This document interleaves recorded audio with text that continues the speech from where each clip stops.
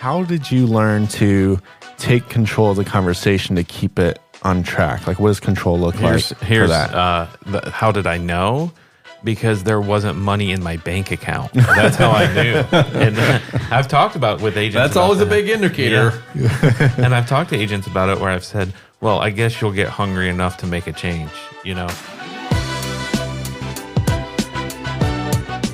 Hello and welcome to episode 38 of the Life Insurance Academy podcast. I'm your host, Austin Lopes-Silvero, and I'm here with Chris Ball, Zach McElwain, and Roger Short.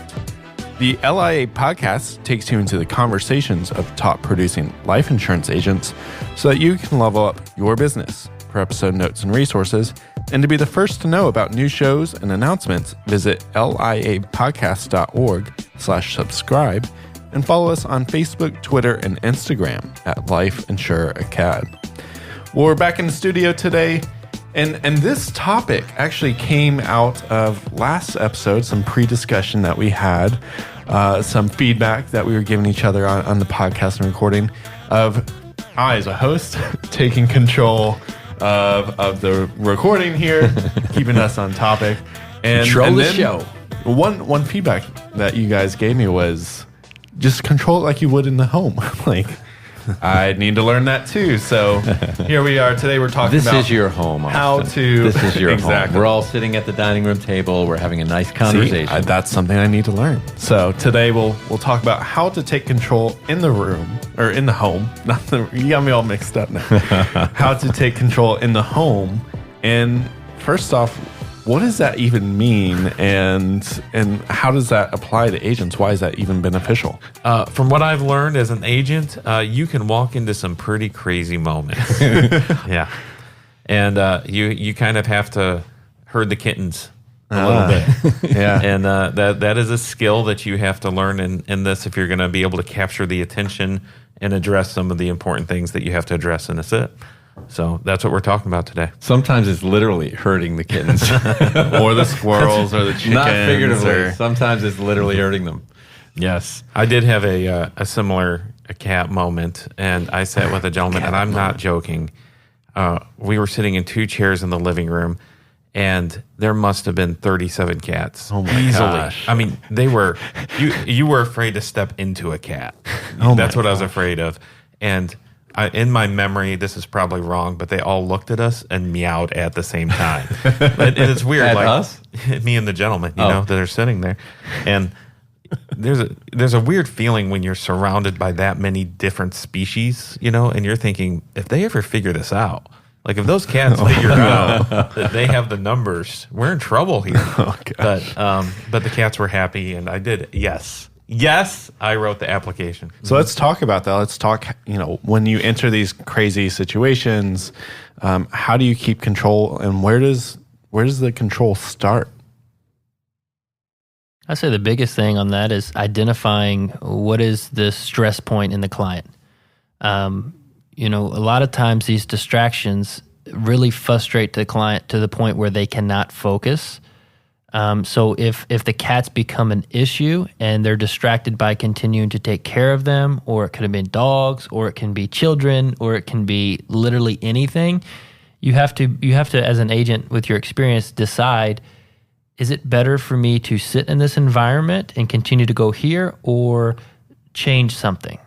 And that change something could be to the point where you're asking to put the dogs or cats into another room if they're inside animals, or put them outside if that's a possibility, or even leave them in the house and you all go sit outside. Mm-hmm. If it becomes an issue of weather, you can go sit in your car where there are no distractions.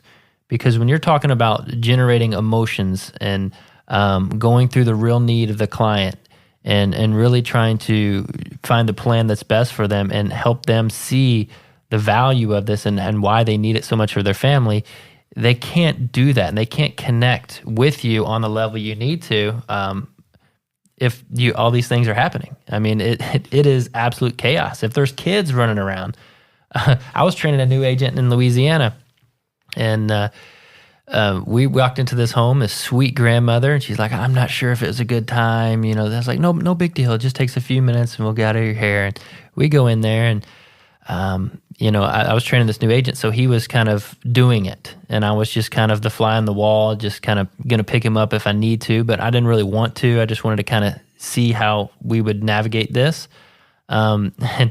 And the TV was on volume like 80. I mean, it was, and it was behind us. And, we had the positioning where we wanted to sit, and we're going through it. And then she had this grandson that was, I guess, never seen anybody else in his life. Like, he was so excited that we were like two grown friends there to play with him or something. And he is literally, he starts coming in and he starts, shooting us with Nerf guns, and then he starts watching the show. So then, shooting you with Nerf guns. We start, I said, I forget what her name was. We'll just say Miss Betty. Miss Betty, do you mind if we, if we can turn on the TV a little bit? And she said, yeah. And so naturally, I turned the TV off. It's the easiest way to do it. I don't want her to think I'm yelling at her. So, Miss Betty, do you mind if I turn on the TV? I don't want you to think I'm yelling at you. She said, oh, no, I'm so sorry. Go right ahead.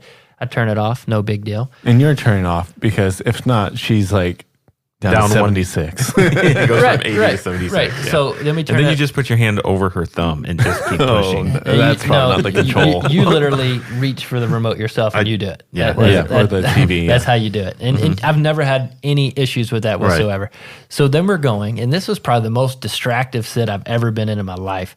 And so we're starting to go through, we're building core, we're getting ready to transition, and all of a sudden, the kid come back, no, I want TV on. He turns the TV on and then turns the volume all the way up. I mean, this is a big TV. I mean, it is a big TV. It's very loud. We're like 3 feet from it.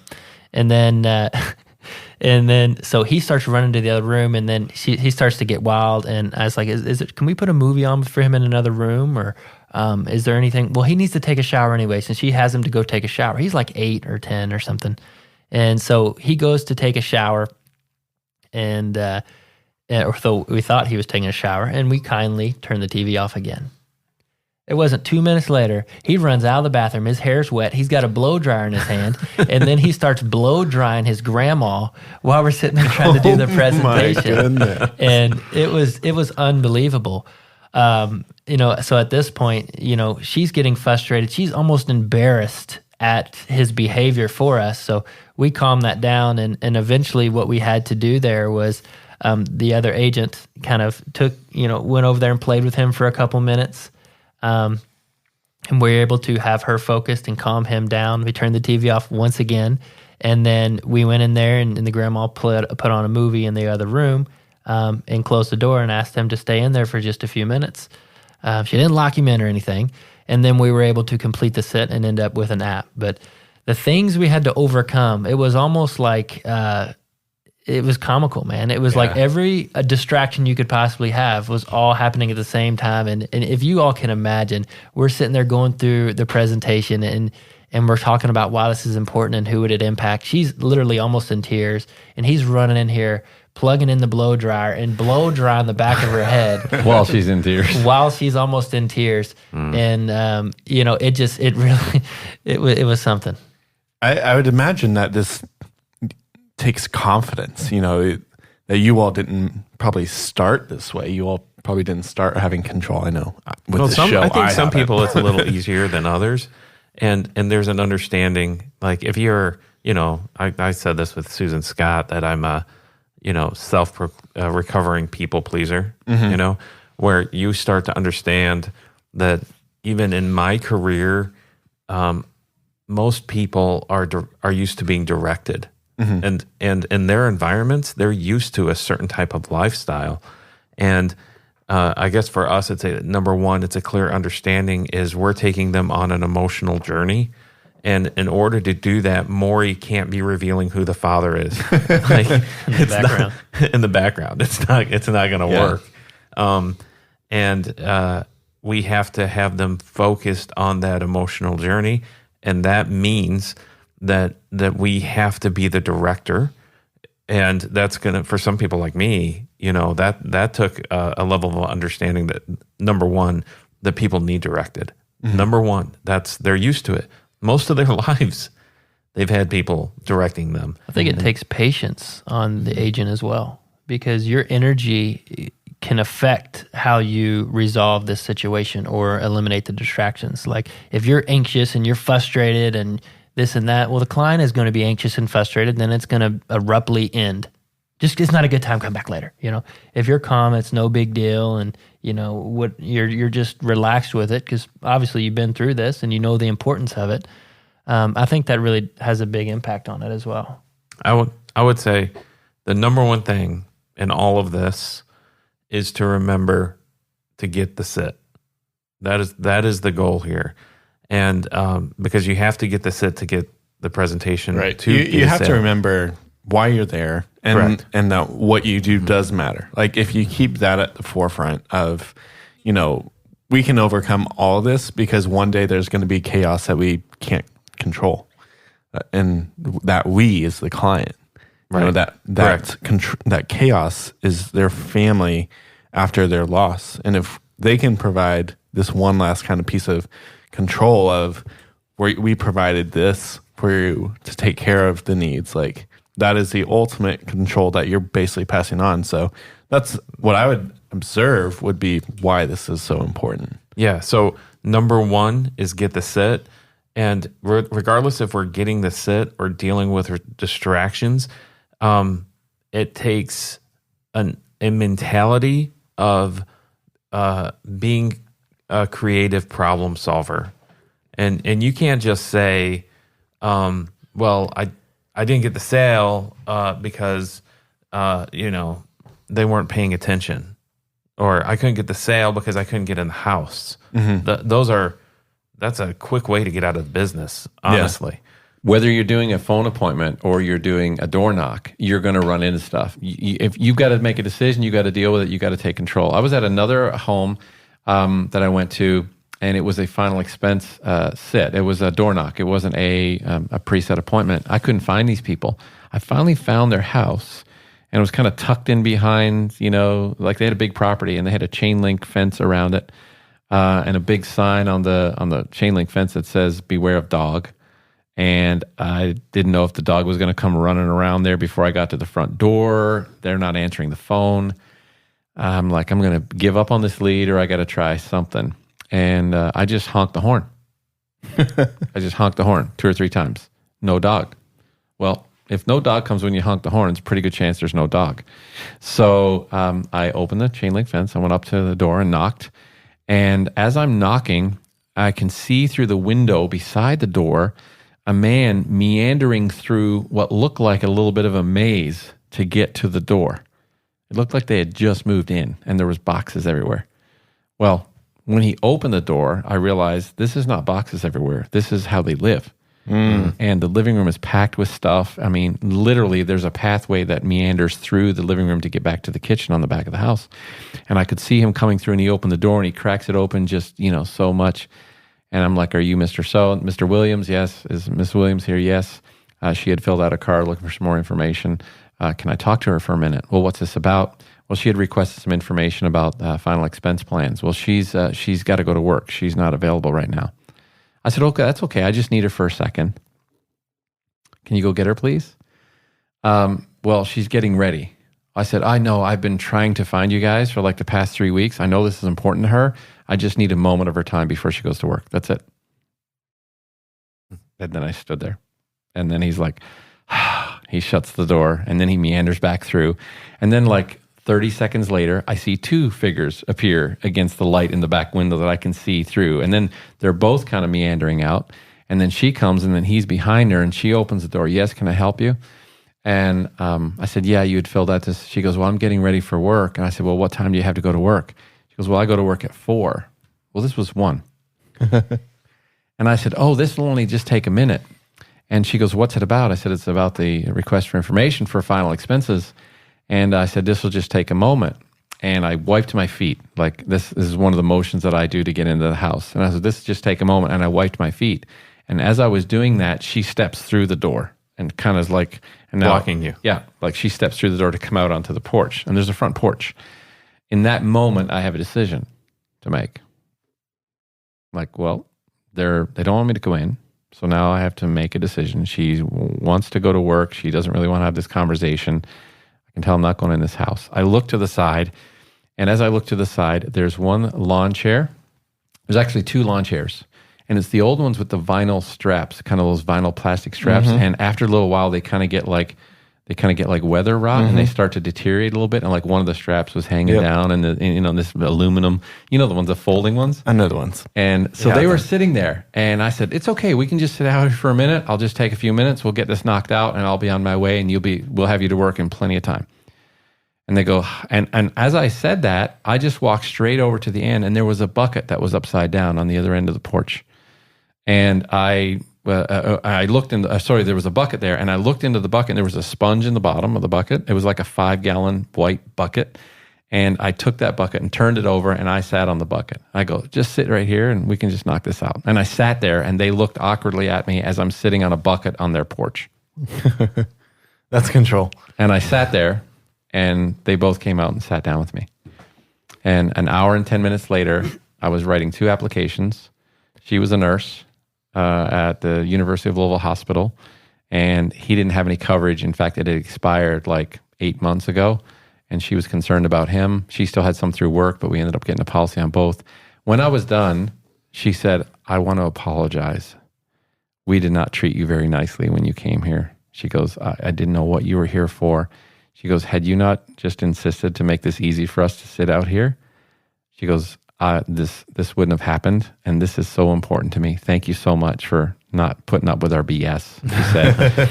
And she goes, I really appreciate you taking time to talk to us today. This is really important to us. Thank you. And so that was another win. Like, you've got to take control of situations to get to sit, Chris. Yeah. I mean, it goes back to the first thing you've got to do is get to sit, but even that requires taking control. Yeah, and I like what you said, this idea of surveillance. Zach talks a lot about this idea of surveillance, of paying attention to your surroundings and being creative and addressing that creatively. I'll tell you, many sits do not happen at a table or in a living room. They do happen in a porch. Sometimes they happen in a box with a fox, That's a Dr. Seuss reference. But thank you. But in my car, I have a lawn chair, not that kind of lawn chair, but the sports chair that folds up. Yeah. I keep one in my car. Actually, I keep 2 in my car. One for me, just for that purpose, in case it happens. Yeah. That's preparing to control. Yeah, preparing to control, because I may survey the area and find out that there's, you guys have probably done this, where you sat on a broken porch or a porch swing that you weren't sure you were going to make it through, or you might make it through, where it's questionable, or you're sitting on something that's questionable, which would be the worst case scenario. But yeah, I keep these things in my car just in case I'm going to have to be creative and we're going to have to sit outside.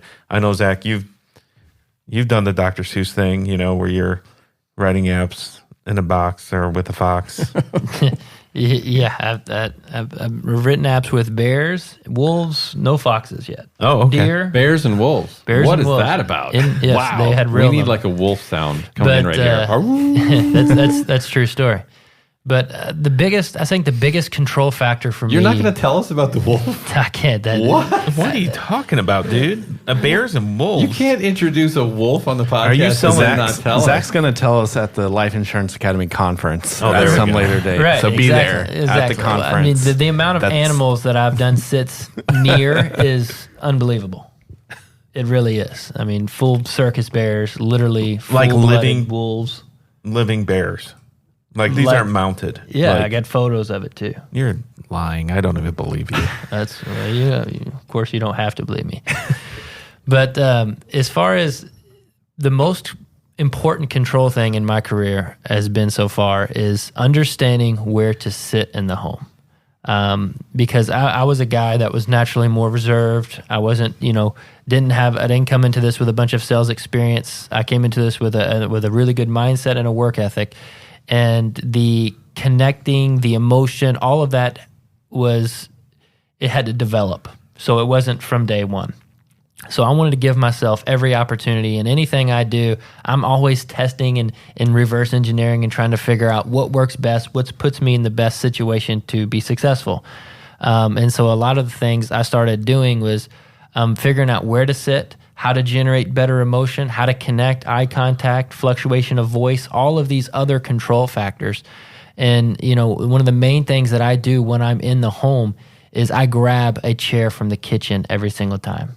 So do you mind if I just grab a quick chair from the kitchen and I just go do it? Just like turning off the TV. Do you mind if I turn this down, Miss Betty? I don't want you to think I'm yelling at you. And I just turn and do it. So same thing. Typically all the chairs are wood, so you never sit on that couch that accidentally you just kind of sink all the way through and feels like you can't get up. I don't know, we've all sat on those. So it's nice and stable. It's usually a wood chair. You're making me want to buy a kitchen chair right now. Yeah, you're selling this. It's right. Made by the Amish. It's very high quality. Sturdy. So my point of that is because I'm able to pick that chair up and literally place that chair wherever I want. I'm not confined to sitting in the lazy boy or sitting on the couch, which just so happens they're both angled towards the TV and not each other. The one thing I don't want to do is I don't want to sit on one or the other and have the clients sit on the other one. I don't want to look back and forth because the moment I'm looking at Miss Betty, Mr. John's on my back, telling her no, right? I don't want that. I want to be able to look at both of them in the eye and connect with them. My rule is I want to sit at a 45-degree angle from them. So if the husband is typically sitting in the lazy boy with his nightstand with all 73 medications sitting on that nightstand next to his chair, that's usually his spot. Typically, on that one cushion of the couch is where Miss Betty's spot is, and all her 62 medications are sitting right there, right next to it on her end table. And everybody's like, I want your carriers if you're writing policies with all these medications. Dang. You can have them. You just talk to me after this. And I like how he has a nightstand beside the lazy boy in the living room. Like, he sleeps there a lot too. Oh, yeah. I've been in final expense homes. Yeah, it happens. So obviously, I want them to sit together and I want to have control of where they're sitting. So in that situation, I will ask them both to sit on the couch. Okay, then I'm going to not sit in the lazy boy. I'm going to get that wood chair and I'm going to sit at a 45-degree angle, generally where they're to my left, closer to my left, because I'm right-handed. I want to be able to present the presentation with my right hand out in front of them. Mm-hmm. Another rule of thumb is I want to be close enough to touch one of them's knees if I need to. That's like a distance rule for me. What that allows me to do, if I'm that close, when I'm building core and we're talking about emotion and talking about somebody passing, I'm close enough to really connect and look into their eyes. It's a different level than sitting across the room. Not necessarily touching their knee. No. But just... No, I'm not touching their knee. Now, if they're really crying, really upset, sometimes, you can grab their hand and pray with them and stuff like that. The point is to be close enough in that vicinity to really connect and lower your voice and have that impact. And they'll be able to hear you because you're exactly right. And I'm not straight across from them. I'm at that angle. And the person I generally, if I can, and I usually can tell this in core, or even usually right away, I want the decision maker closest to me. That's the person I want to be able to touch the knee, and then the husband or the wife or the other spouse right next to them. So I'm really close to both of them. Doing this really helps me to control the conversation. It really helps me to control the level of trust and connection, and also the level of emotion. Now you may say, well, sometimes I'm not in the living room. Well, if I'm on the porch, usually those chairs are mobile. Guess where I want to sit? I want to sit at that angle again, not directly across from them, but at that 45-degree angle. You're pretty intentional, so I know there's a reason why you don't sit across and you have a 45-degree angle. It was 44 degrees for a few sits, but we realized we really 45. dialed that in. Yep. Yes. We really dialed it in. Well, across from them is very transactional. Anything I'm going to show them, I have to flip it all the way across. If I'm going to go through a presentation, I'm not able to direct look at them in their eyes and then point back to the presentation to reference. I'm not reading the presentation to them. I'm using that as a guide for them. So every now and then I'll go back, but I'm able to direct their attention with my connection, how close I am. It also gives the impression that we're doing this together. It's a we thing. I'm an assistant buyer. I'm not across the table, car salesman, transaction, spin the paper, slide it over, and give them a pen. That's not how this works. It also works the same when we're at a table, a square table or a round table. I'm going to sit in that seat next to them not on their same side, but the next closest side, never across from them, because I don't want to create that mental barrier that I'm on the other side of their decision or any of that. Now, we talked a lot about the positioning in terms of control, like where you're sitting in the home, where you're positionally sitting near them. But I'd imagine that control goes beyond just position, but also conversation. And Chris, on the Susan Scott episode and several other episodes, you've admitted that you might spend 4 hours in a home, and how did you learn to take control of the conversation to keep it on track? Like, what does control look like for that? How did I know?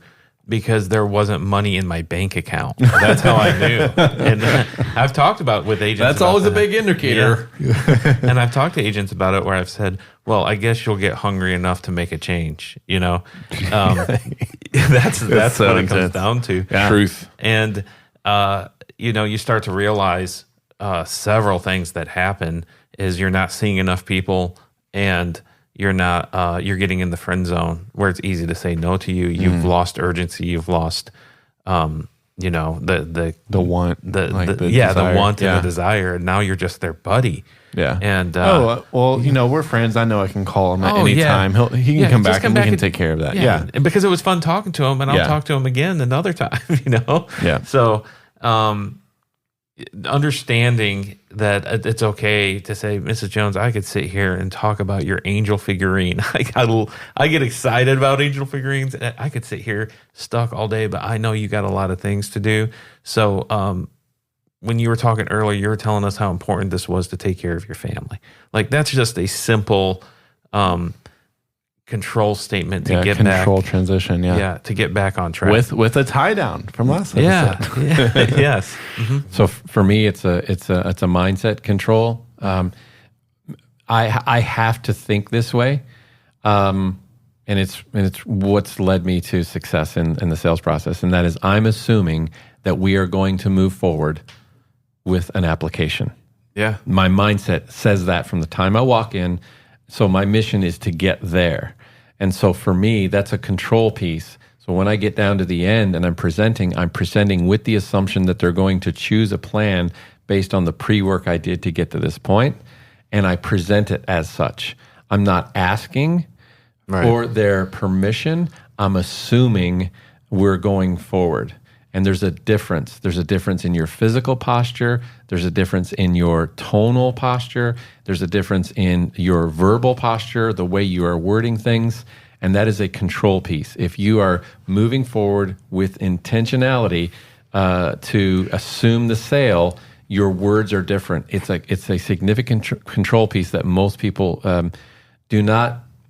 It makes some people uncomfortable, but unless you implement it and start employing it in your daily sits, you will walk out of there going, "I did everything. I did everything. Mm-hmm.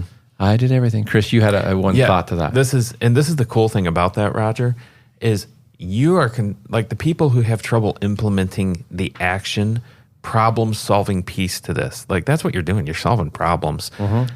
Their concern is, what if they don't like me? Or what if I offend them? Yeah, what if I offend them? What if my language comes off wrong? Yeah. Well, here's the problem is if they don't see you doing it, they will not trust you. They're expecting you to do it. You weren't getting it anyways. Yeah. You're not going to get it anyway. It's like someone saying, "I can't find this lead. I've been by there 4 times." Well, did you call? Well, no. Why? Because I don't want them to say no to me on the phone. Well, right now you're not talking to anyone. You didn't ask him to the dance. Right? You're just trying to find them to get an appointment to go see them. Well, I don't like making phone calls. Mm-hmm. So it's about your level of comfort. Yeah. It's not that you can't find anyone at home. You have to push past those things. And the cool thing about that is it shows a level of competence when you're doing it. And they're like, "Oh, I can trust this guy. I can trust this gal," because you're used to it and you've done it. Appears to them, this is what it appears to them. You've done this 1,000 times before and you've helped other people do this. Mm-hmm. So, I mean, if you're looking around, you're like, can I please come in? Please? If you're waiting for them to invite you in, you're going to miss half of your opportunities. And Chris, again, it comes back to that competence thing. Mm-hmm. You have to exude confidence in those moments.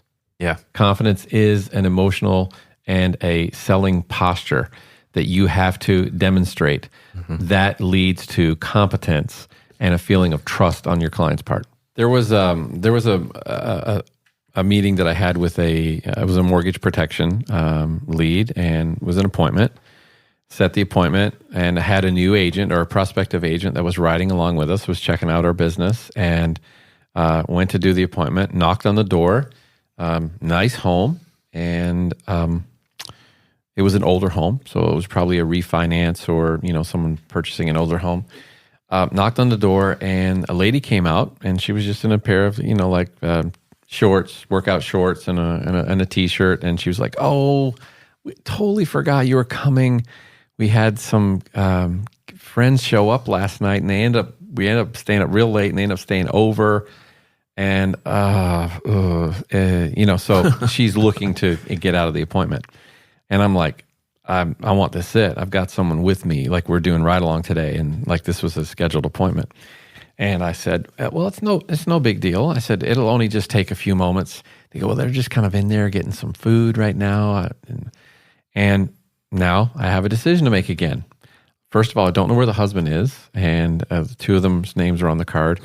And I look around, I look back, and I'm kind of on the side of their house, so I can see they have like a patio back there, and they have outdoor patio furniture, kind of with the umbrella that comes up through the center of the table and the chairs. And I'm going, let's just go sit right here. It's a beautiful day, right? And it was in the morning, late morning. And I said, it's a beautiful day. Let's just go sit right here. And she goes, okay. And then she goes, gets her flip-flops on or whatever, and comes out. And we go to sit, and I said, we're going to need your husband because I can't do the sit with one person. It's not going to work, and you have to get the other party there. And I said, let's just get your husband for a few minutes. She goes, okay, well, he's just talking to our friends. And I said, is it okay if we just go grab him for a little bit? That way, and then once he gets through most of the information, like he can step away, or you can step away if you have to take care of your friends. And she goes, okay. She goes, yeah. And I said, I just got a full day. And, I was kind of positioning my time and prioritizing my time. This is the time I had allotted for you guys. I've had someone with me, and we've got several other to take care of. Well, I go to sit while she steps out to go get her husband. And I sit down on this cushion. And when I sit down on the cushion, I realize it rained the night before, and there's hole in this cushion. Like it was one of those kind of like vinyl top cushions on this set, and I'm literally, the back of my pants are getting soaked, and I can feel it. That's so gross. And I'm in a pair of like light khakis. I'm not even like, it's not dark. Hey, pants. everybody, Roger peed his pants. And I am sitting there, and it's Mark, cool to pee your pants. And Mark was looking at me, the guy that I had with me, and he was looking at me, and I didn't even say anything to him. I just sat there. And when they came out, I was in a position where once he came out and walked around the certain side, like I could stand up and shake hands and no one would see. And so that's what happened. And I sat back down. We got through the presentation. We actually wrote 2 applications there on him and her. I only had him for about 20 minutes, but I was able to get the majority of the information done. And then I was able to call him back right at the very end to get his signatures or his e-signature or whatever we did. We ended up getting both of those. When we were all done, it's like an hour and 10 minutes. Start to finish. And she goes, this took a little longer than I thought. I said, I'm so thankful and grateful for your patience. I apologize about that. And I said, I have one other announcement that I'd like to make. And then I stood up, and then I turned around. And she lost it. And so did Mark. The husband wasn't there at this point. I said, I've been sitting in this wet chair the whole time. And I thought, if I get up, this is going to be a complete distraction to all of you. So I'm just going to sit here in this wetness and make this happen. But sometimes you have got to work through all these initiatives. You have to get both parties to the table. You have to get them where they can focus their attention, and you have to put up with stuff sometimes that is just not very comfortable. You can blow that. Like I could have easily blown that up. We ended up writing over $3,000 there on those 2 applications. Well, and that's where you earned your nickname. Old Puddles? Old Soggy Bottom Roger. This idea of getting the right person in the room, that was a tough one for me. And I remember sitting with this gentleman, and it was such an awkward moment when his wife was in the house and we were sitting out on the porch. And I said, would you mind going and grabbing Diane? I just need to go over this information, both of you. That way you have a clear understanding of how to solve this. And he's like, man, she is tough. She is tough, and she's not going to be happy that you're here.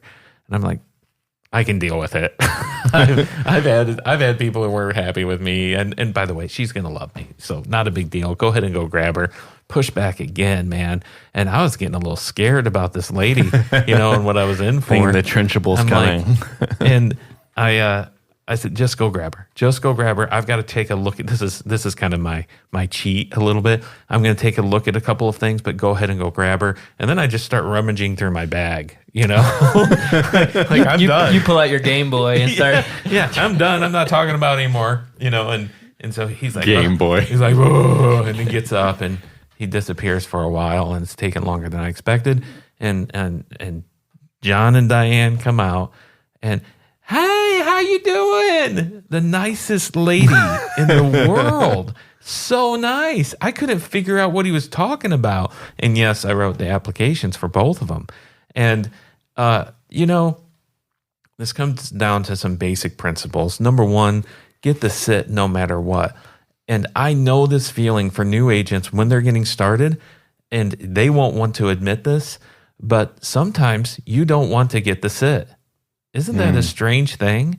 But it's very true, because they're dealing with the uncertainty and the unknown. And what if I'm not good at this? Yeah. Right? They're not willing to go through the journey of building the confidence, and then it's a system breakdown. It doesn't work for me, or I'm not made for the system. I mean, there's all these weird thoughts and insecurities that pop up, but you have to, number one, want to get a sit.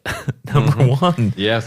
When you're talking about control, and you both mentioned potential one-legged sits where you needed the spouse in the situation, sometimes you're sitting with a single lady or man, and it's not always the spouse that you need in the room. Yeah.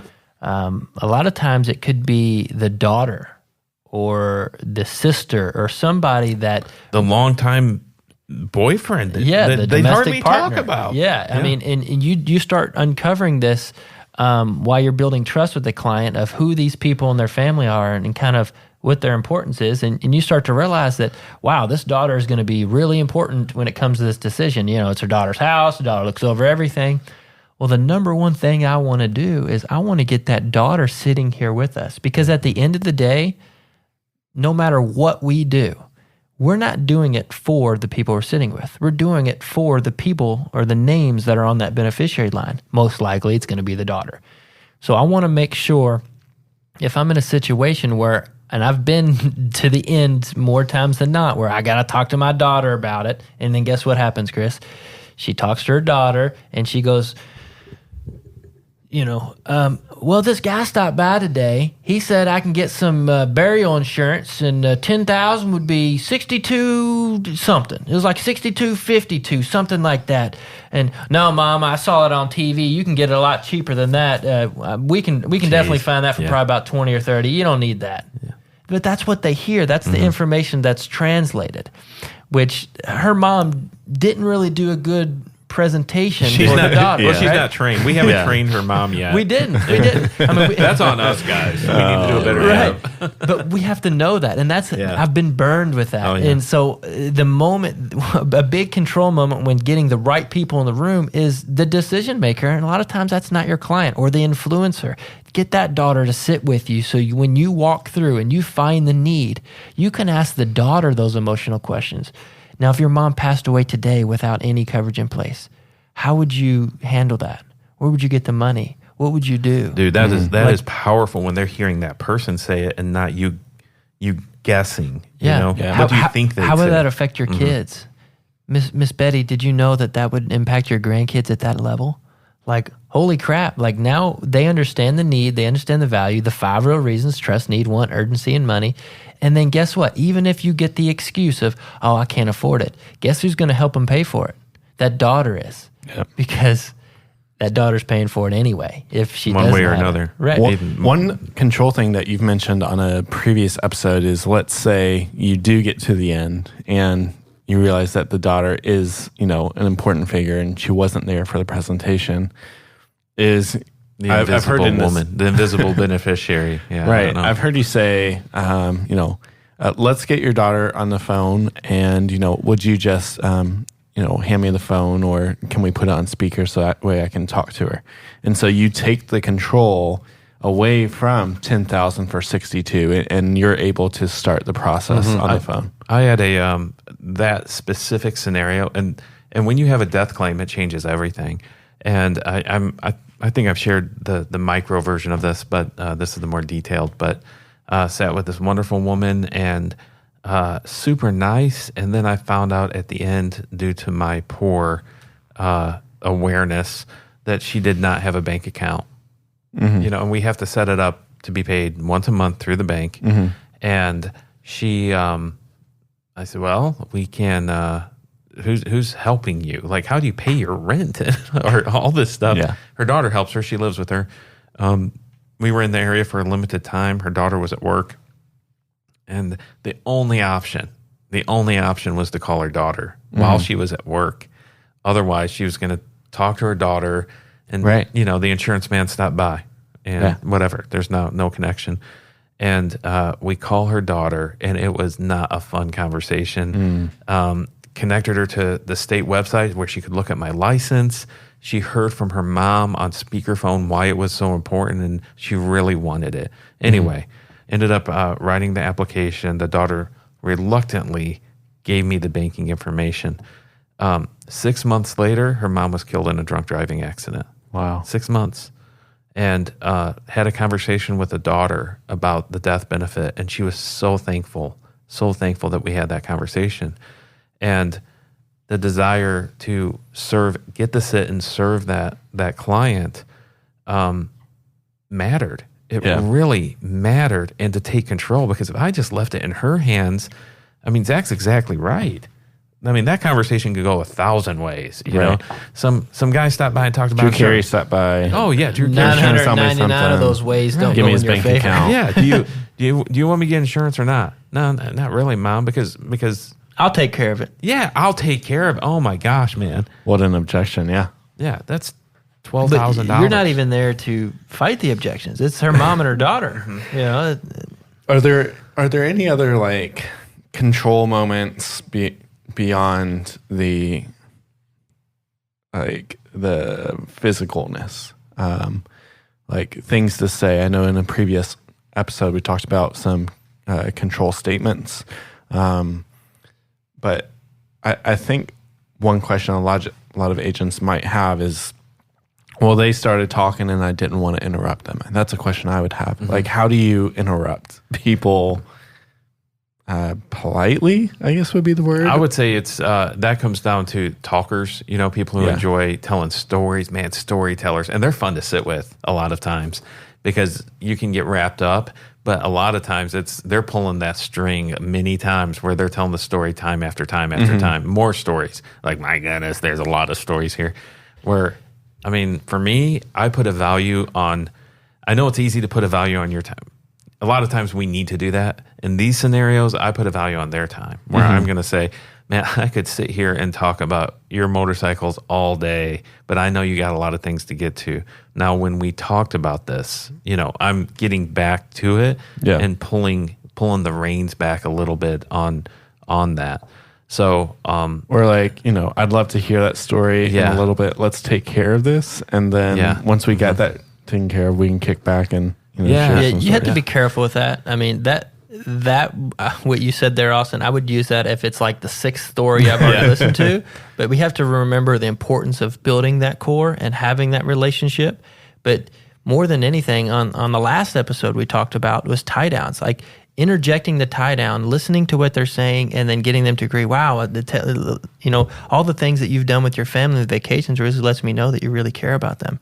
Is that what really made you start thinking, taking care of this benefit for you? You can start interjecting these, but asking questions is the best, nicest, gentlest way to interrupt them and continue to move forward. The biggest issue is you have to deal with that with yourself. It's not a big deal. If you're dealing with talkers, they're going to like you anyway. yes. You can't just be sitting there for 4 hours because you don't have control or the ability to jump in and continue to moving forward. then it's not going to work. You're going to get to the end anyways, and you're just going to be best friends, and you're going to be upset that you wasted all that time. Yeah. There's times where you can be more, you can fluctuate a little bit more. When you're building trust at the beginning, you can be a little bit looser. You can talk. A lot of your control there is controlling the conversation and continue it moving forward. When you have a talker, you don't have that issue. But when it's presentation time, or when you're opening and going through your material and you're teaching them and building the value there, that's not story time. Mm-hmm. Like, you need to go from start to finish there and control the entire conversation, move them forward. If they keep taking you off track, you have to keep bringing them back in. Mm-hmm. After that's done and the application's done and the qualification's done, then you can kick your lead back and let them tell you 2 more stories. Mm-hmm. Like, there's times where you can allow them, and there's times where you absolutely cannot let them have control. Yeah. And I think, the last kind of control piece there that you touched on is a few more stories and then you're out, right? Like, you have the ability to take control to say, hey, well, I'd love to keep talking to you, but I do have another appointment. Or sometimes I just put up my index finger and press it against their lips and go, shh. You do not. Okay. Well, for me, sometimes, Austin, it's slightly changing my position with them when I'm ready to do that. So, like, if you've got a talker and someone who wants going and now you need to move through, you can use a great tie-down statement, piggyback off what they said, bring it back to the reason they filled out the card, and said, this got you in, thinking about this. Well, let me tell you a little bit about how we help you solve this problem. So you've just made a transition statement. So you've done a tie down. Now you're making a transition statement. Sometimes it's then changing your body position just a little bit. And it may be you scooting a little bit closer to them, getting your computer, if you're using a presentation for mortgage on a computer, or if you're using a pad of paper, kind of sliding over so that you're kind of more beside them when you're writing, as opposed to talking to them. And so now, because of the change of position, that one little nuance thing indicates this is a different segment. This is now different. It's not story time anymore. Now he's communicating with us. So it's just a little thing. If you got a flip chart or any type of presentation book or a yellow pad of paper or computer, getting a little bit closer to them so that you're now wanting them. You're saying to them, "This is important. Let me show you." Mm-hmm. It will focus the conversation in there. That's a control piece as well. Well, as we wrap up, are there any parts of this control idea that they can practice on, or ways that they can kind of apply this, going into their sits today or this week? I want to say you have to pay attention to the principles of this. Number one is to want to get a sit. You have to have an honest conversation with yourself, because it's easy to blame the system because, well, I did the presentation, and then you dig into the issues and you find out, well, yeah, you did the presentation with the wife while the husband is at work. Of course she's not going to buy from you. Yeah, it wasn't the system. It was that you didn't want to take control and you weren't comfortable with it. Yeah. Or they wouldn't let me in the house. Nobody ever lets me in the house. Well, you didn't want. Nobody invited me into their house. Nobody invited me. You're not a vampire, you can do a presentation. You just have to be creative. So number one, want to get a sit. Number two, get the sit. Number three, take action and clear the deck. Like, if there's distractions and you walk in and you're getting distracted. If you're getting distracted by Judge Judy, they're getting distracted by Judge Judy. They're not paying attention. You start watching it together. Yeah. Yes. Here's your sign. Yeah. You're sinking into the couch. Yep. So you have to clear the deck. Yep. Clear it. If it's animals, have them put the animals out. Take action. Grab a chair, just like Zach said. Get in the right position for the conversation. And I guess the last one would be get the right people in the room. Make sure they're the decision makers are there to help you do a presentation and get the sale. Well, that's a wrap for today's episode. As the guys mentioned, we want you to try these things out. So take control in the sit, grab a chair from another room or off the deck, or even a bucket like Roger mentioned, where you can also just turn off the TV. Let us know how this goes. Send us a story in the comments or on social media. You can access the show notes page via liapodcast.org/EP38. That's liapodcast.org/EP38.